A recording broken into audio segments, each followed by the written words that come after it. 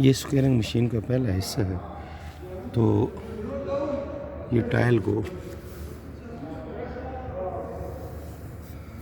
Square करती है, यानी कि इसके स्क्वेयर होने में किसी किस्म का एरर हो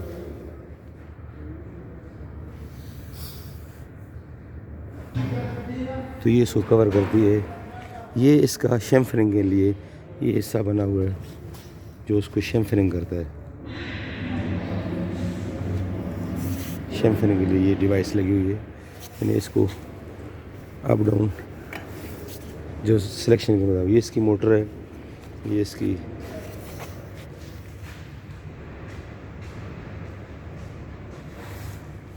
तो इसकी मोटरें लगी 1 2 3 4 5 6 7 इसकी मोटरें लगी हैं। तो ये पहली मशीन है, ये इसका मुकम्मल हिस्सा है। तो यानी कि पहले पे लगी हुई नहीं है। 1 2 3 4 5 6 7 8 है और आगे वो लगा हुआ।